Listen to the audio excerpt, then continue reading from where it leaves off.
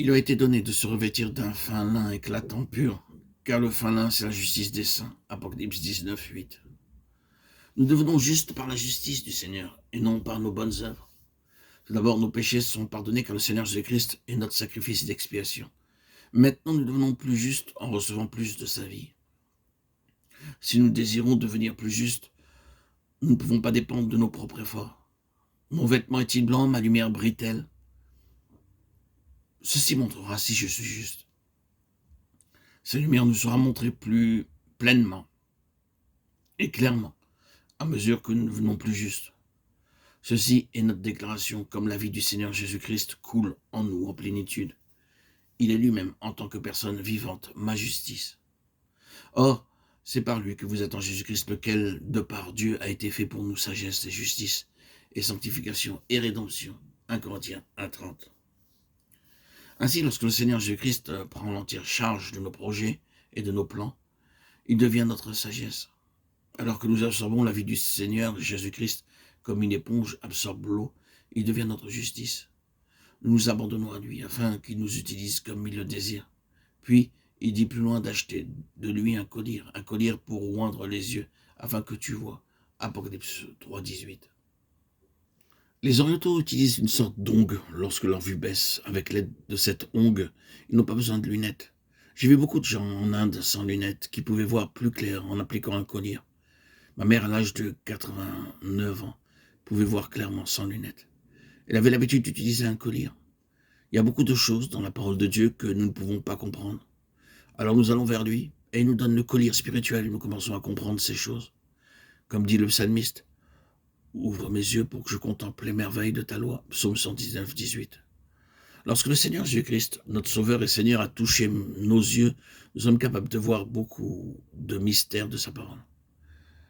C'est pourquoi, moi aussi, ayant entendu parler de votre foi au Seigneur Jésus et de votre charité pour tous les saints, je ne cesse de rendre grâce pour vous, faisant mention de vous dans mes prières, afin que le Dieu de notre Seigneur Jésus-Christ, le Père de gloire, vous donne un esprit de sagesse et de révélation dans sa connaissance, et qu'il illumine les yeux de votre cœur, pour que vous sachiez quelle est l'espérance qui s'attache à son appel, quelle est la richesse de la gloire de son héritage qu'il réserve aux saints.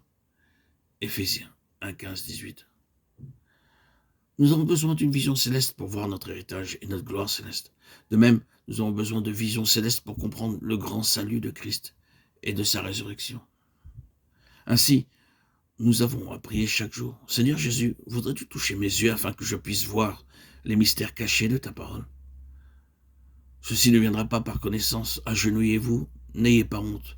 Ne recherchez pas trop de confort et priez. « Seigneur, ceci est ta parole. Je suis stupide, touche mes yeux. Maintenant, je désire voir tes choses cachées. » Et ceci est la promesse du Seigneur. Mais heureux sont vos yeux parce qu'ils voient, et vos oreilles parce qu'elles entendent. Matthieu 13, 16. Le Seigneur doit toucher mes yeux. Ce n'est qu'en permettant à Dieu de tel toucher que je peux voir ces mystères célestes. Je n'ai jamais lu de livre sur l'Apocalypse lui-même. Je me suis juste agenouillé avec quelques feuilles de papier ici et là, et j'ai persévéré dans la prière. Seigneur, s'il te plaît, montre-moi les choses que je ne pourrai jamais voir dans aucun livre, ou entendre par aucun prédicateur, ou apprendre d'aucun docteur. Seigneur, enseigne-moi toi-même. Alors j'ai commencé à voir. Je vis clairement que Dieu a caché dans sa parole beaucoup de mystères. Vous aussi, vous devez réclamer par la foi cette révélation, et jour après jour, vous verrez les différents passages ou portions de nombreux messages cachés de mystères célestes vous réjouir, vous conduire et vous fortifier dans votre marche. Nous avons 7 expériences. La première est bien sûr l'amour. La deuxième est de souffrir joyeusement sans murmurer. La troisième est la séparation avec le monde. La quatrième est l'affranchissement des coutumes, des traditions, des rites et des cérémonies humaines. La cinquième est de veiller pour être prêt pour sa venue. La sixième est l'entrée par les portes ouvertes en apprenant comment gagner les âmes pour lui, en trouvant celles qui sont préparées par lui. La septième est une foi forte et active, une foi vivante et pleine de vie, en utilisant un collier spirituel afin que nous puissions comprendre ces mystères célestes. Par ces simples choses, nous sommes qualifiés pour notre part dans l'héritage spirituel, céleste et glorieux, dans le Seigneur Jésus-Christ.